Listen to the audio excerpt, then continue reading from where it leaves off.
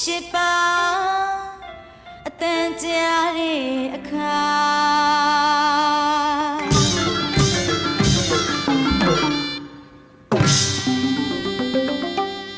စီးပွားဥစ္စာ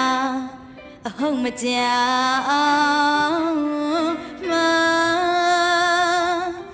ကျမ်းမာချမ်းသာပါလို့ဘေးရန်မဝိုင်းကျန်နိုင်အောင်ဆောင်နိုင်မြောက်မှာခொနရဲ့သားသမီးများနဲ့နတ်လူပြမတက္ကရီကောစာ